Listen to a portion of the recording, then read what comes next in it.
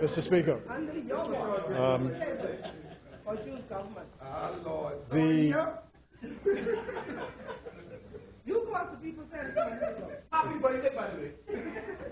the grandfather. Stop at the table. Come here telling tales, telling lies. Honourable members, the chair has recognized the honourable member for Fox Hill. The chair has recognized the honourable member for Fox Hill. Honourable members, the chair has recognized the honourable member for Fox Hill. The chair would like to hear the member. Mr. Speaker, the grandfather of the member for Angliston and my great-grandfather, sorry, the great-grandfather of the member of Parliament for Angliston and the great-grandfather and my own great-grandfather were brothers. And that makes us relatives of some degree. And on Friday evening, I learned, quite shockingly so, of the death of her former husband. And this really shocked all of us in our family. And I think one member before me spoke to offering his condolences to her.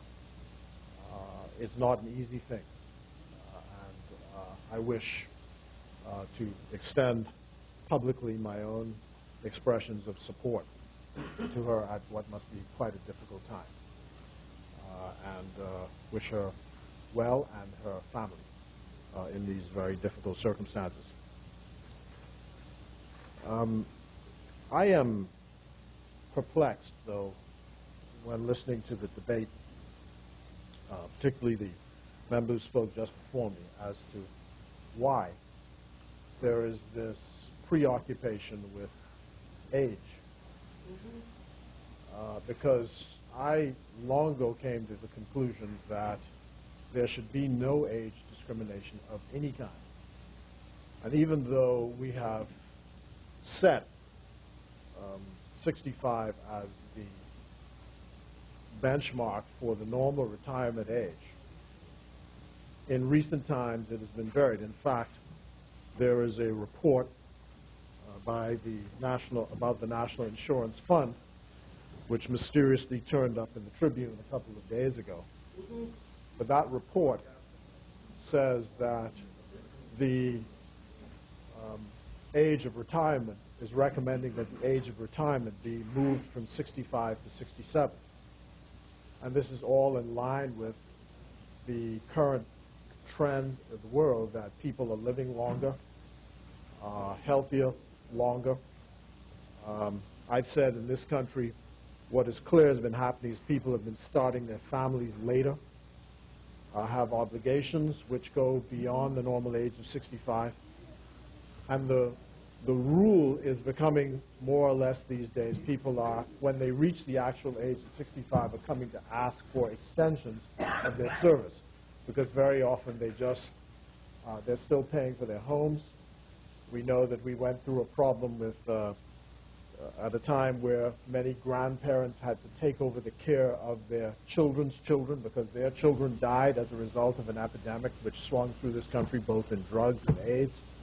And so many grandparents are carrying out these responsibilities far beyond the normal retirement age.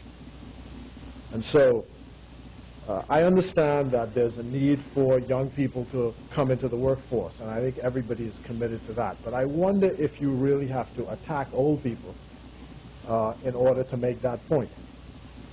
One of their members on a public platform in North Andros during the last campaign, I think, described some of the people who were campaigning, described them as geriatrics. And, you know, of course, people who are geriatrics, if you want to describe them that, also have a vote. And I suppose those people help to make sure that we are on this side and they are on that side. So I just wanted to make that general point about this. And people, if they have talents, and they can still serve the country, and they're able and of sound mind, I don't see any reason why you can't call on them to come and lend their expertise. At the same time, we've made many times this public commitment. I know in the year 2006, I'll never forget this address by Kofi Annan, the Secretary General of the United Nations, who said that governments must have specific set-asides for young people. And we've had numerous programs and have numerous programs now to ensure that young people get trained and get into the workforce.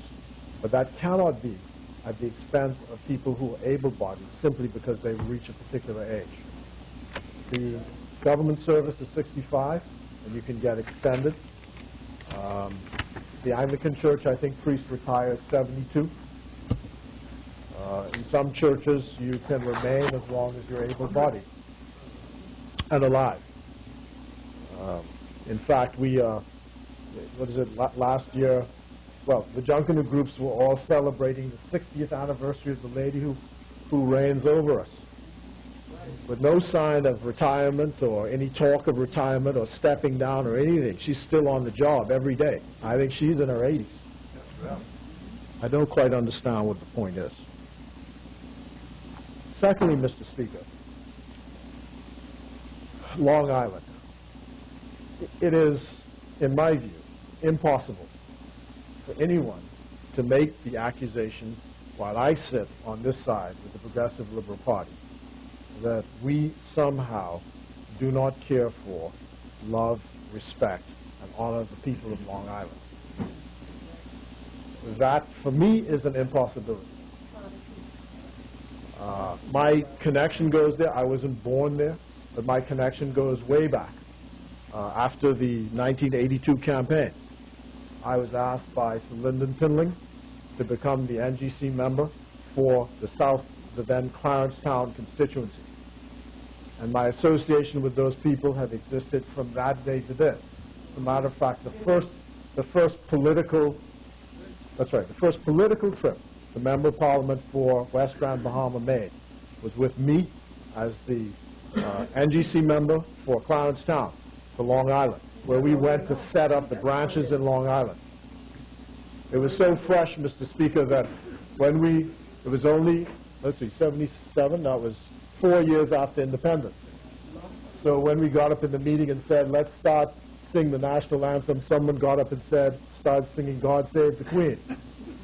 And they had to tell him, not that one, not that one. So it's a long time ago. And I know those people down there, Captain Marie, Captain Sims, Bert Adderley, all of them, from south to north, know every settlement, know all the people, what they think, what's going on down there. So you can't put that on me or put that on the PLP. We happen to have lost the seat. Mr. Speaker, my point of order. Yes. Thank you very much. Long Island. First of all, Mr. Speaker, I did not say that all. I said there are those, some of whom on that side may not have an appreciation for the people of Long Island. Mr. Speaker, earlier today, there was shouts from the other side saying, I represent no one. That is what I was clarifying. And I was stating that Long Island is someone. Now, additionally, Mr. Speaker, she said, it was said, the member for Seabreeze said, I'm a lunatic and that I represent nobody. She said that from her seat. Now, Mr. Speaker, for the clarification of those who are still chiming in, I have very deep roots in Long Island. It is where I grew up, Mr. Speaker, for those who don't know. And furthermore, Mr. Speaker, I have ties throughout the length and breadth of Long Island. So just for their edification. Member for Fox Hill, kindly continue. The only point I wish to make is there is a lot of propaganda which goes on about the Progressive Liberal Party and its connections to Long Island. The founder of the Progressive Liberal Party, the founder of the Progressive Liberal Party is buried in South Long Island, in the Clarence-Town graveyard. And I'm sure that those people who are watching television down there. I know the Minnis family, for example, in Clarence Town. And they have, and they watch faithfully whatever is happening in this place. And, you know, as I said, Captain Sims and Captain Marie, and even in Salt Pond, the people there, the Hardings who run the store, Salt Pond. And it didn't matter to me in my relationship, whether you're F&M or PLP. Olivia Turnquest and Lockhart Turnquest. We were all down there for the opening of the senior citizens home. And I go there every year at Independence. I have done so 10, 15 years in a row. So I know that place. And I don't want anybody putting that stuff on the Progressive Liberal Party, because we are concerned about where people are.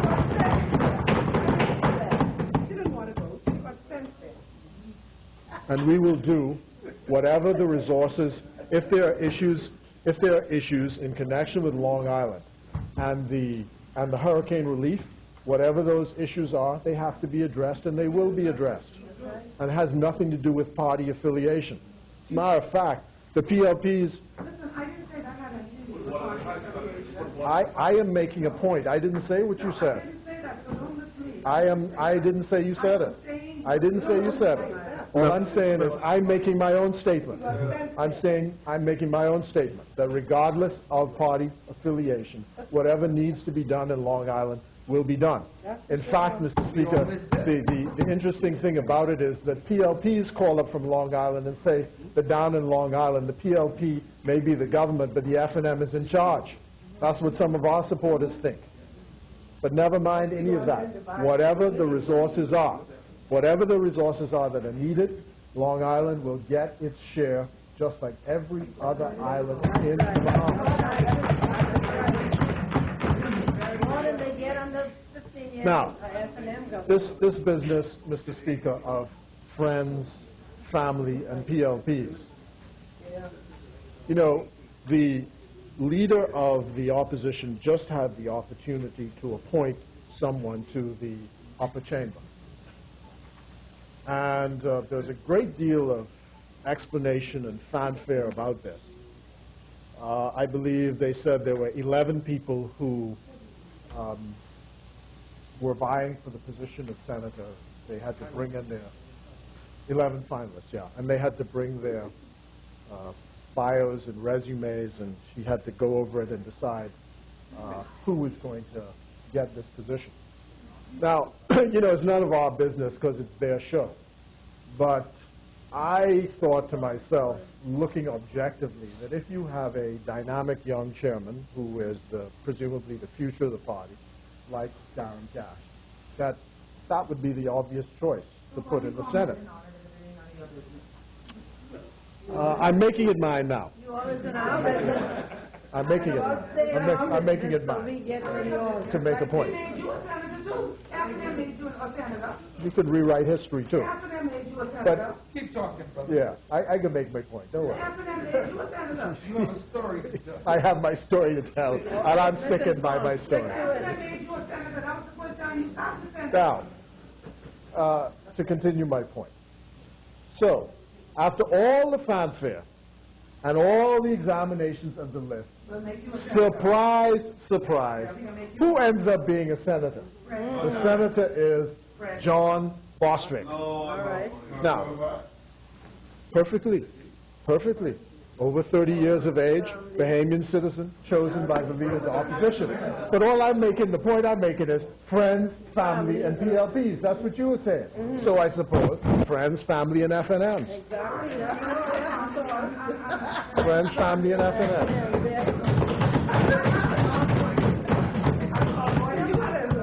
Friends, family, and FNMs. That's right. Keep it in the family. Keep it all in the family. Right. Well, they belong here. Anytime. Mr. Speaker, with regard to city markets, there needs to be some clarification with regard to city markets. Two things are at work with city markets. First, there is the claim, as I understand it, on the pension fund. Secondly, there is the claim for severance pay. They're two different things. The claim for severance pay is against the company that hired the individuals who are working or who work for city markets. The pension fund has a claim for those people who were employees and have retired and can claim on the pension fund. One is separate from the next.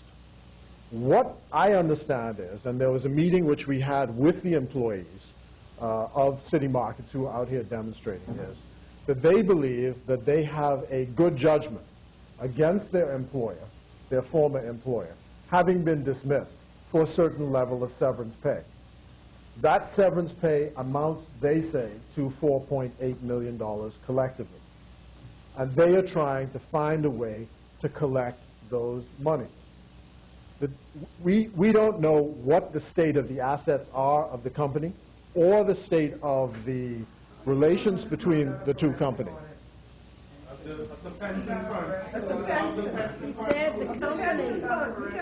You know, in the Anglican Church, they always say, you must teach me how to pray. You know, our Father who art in heaven. Ah, man. And so you have this pension fund and you have this claim for the severance pay.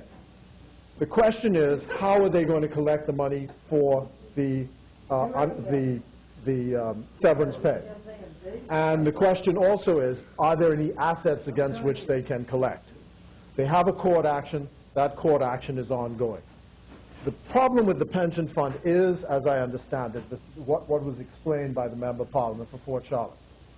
And that is that the company that bought this city markets in what can be, I guess, an effort to outbid some other people, perhaps paid too much for the company. And what they did was they ended up borrowing monies to make the thing a going concern after they bought it, and they borrowed from the pension fund, therefore raiding it of its cash. And that cash shortfall, has never been made up. The new owners, 2008, the new owners, the ones that are now being attacked in this place, they lost the bid, though. They lost the bid, though. Right. And the fact is that the shortfall was never made up. And so there's a cash shortfall which has to be made up by the liquidation of assets. That's as I understand the position. And they're two separate things. Now, the employees, I agree with them, they need to be paid their money, and they should be paid their money. But the thing that I ask or state as a general proposition is this. At what stage does a dispute between a private employer and a private individual become the business or concern of the government itself? Now, they have come and they've put a case, and the case will be examined. But a situation seems to have evolved in our country where there does not appear to be a general appreciation that when you make a contract of employment, that contract of employment is, generally speaking, a private matter between you and the person you contract with. And it comes with certain attendant risks. The public policy of this, which we have to fix, is that perhaps we are going to have to insist that where you have a company in the future that's hiring people, there must be a reserve fund which is kept so that that will protect, if a company goes under, will it protect the severance pay of an employee. That's perhaps where we have to head to. At the moment, unfortunately, that is not the position. Now, these standards evolve in society, and so the discussion is ongoing. That's right. The other thing is, in law, you're not a protected creditor. You actually rank after even after all the unprotected creditors in our present law, you rank even below those. So perhaps we have to make you a secured creditor in law. Perhaps that's a reform which has to come. So the situation is evolving. What we want to do though is to make sure that, again, this propaganda is dispelled, that somehow because our friends or people who are friends of us, who are involved with us, we're going to not do what is right by the people of the Bahamas and the people who are employees of this company. Whatever is right to do, whatever the government can do, it will do to ensure that justice is obtained for these people. And it's as simple as that. As they like to say, let the chips fall where they may. Our Prime Minister said several times in another sense, we have no horse in the race, save to make sure that justice is done for those people. And that's it, plain and simple. So you can try and mix it up and, muddy it up all you like. Yeah, but we know what you all are about. You just put Bostwick in the Senate, and you're preaching to us about friends, family, and so on and so forth. And it happened in 2008. 2008. Mr. Speaker, That's when it happened. There are three parts to the contribution which the Progressive Liberal Party has made to the social safety net of the Bahamas. The first was national insurance and the national insurance program, which now exists and has served the Bahamian people well. The second was national health insurance, which was passed during the last Progressive Liberal Party administration, and we are awaiting the regulations from the Minister of Health.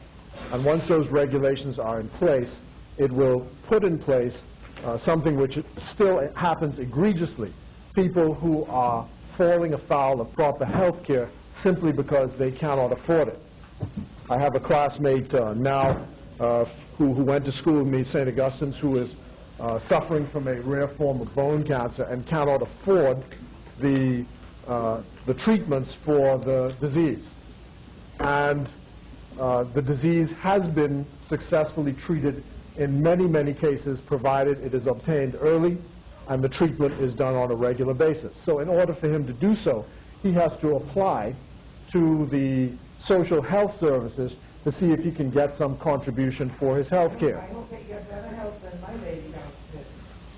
So national health insurance was designed to solve that problem, and we all know that the last administration opposed national health insurance and did nothing to make sure that national health insurance came into force. But the third thing, I believe, would be a most important contribution by this administration to the development of our country would be mandatory pension legislation. That is not quite where this legislation takes us because, as the move of the motion said, this has to do with the administration of existing pension schemes in the private sector.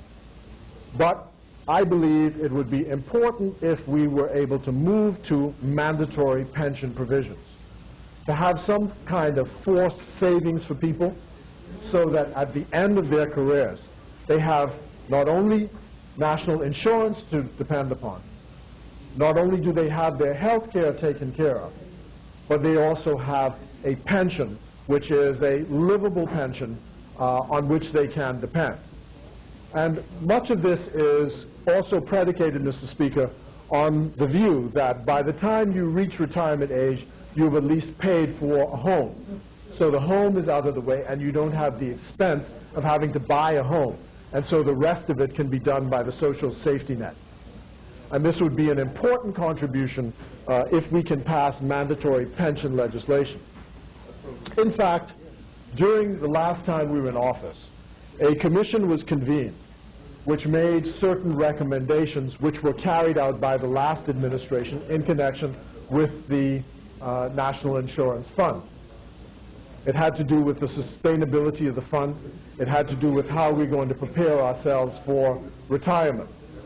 One of the things they said about the sustainability of the National Insurance Fund was they recommended that the government turn to a contributory pension for public service. Now, the only way this can really be implemented in law is not for people who are already in the service. So it would not apply to those people in the service.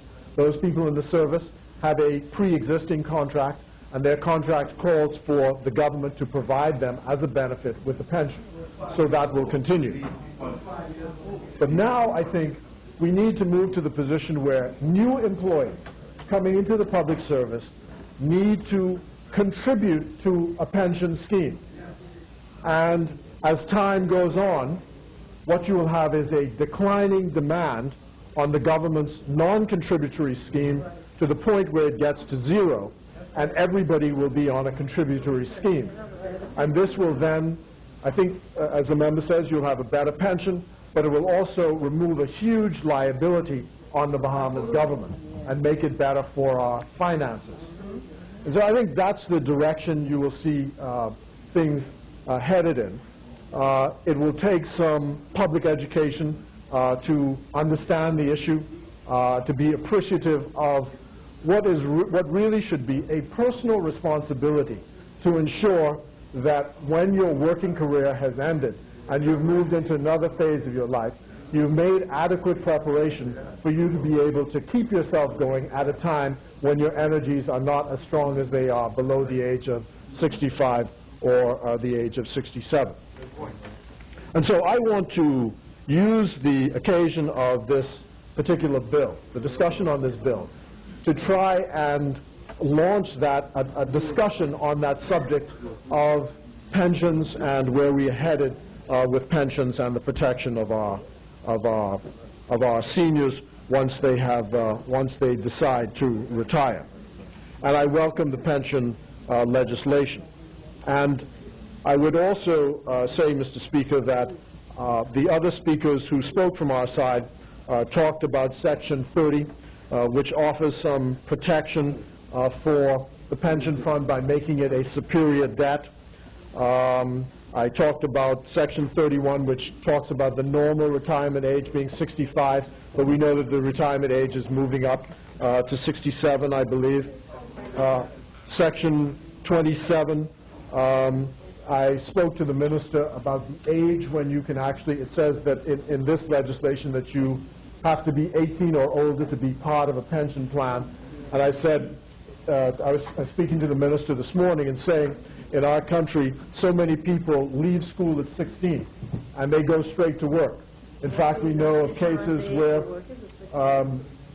in the old days when you used to be a monitor, Mrs. McDonald, the cabinet secretary, and H.C. Walking, the cabinet secretary, all began their careers in the public service when they were 14.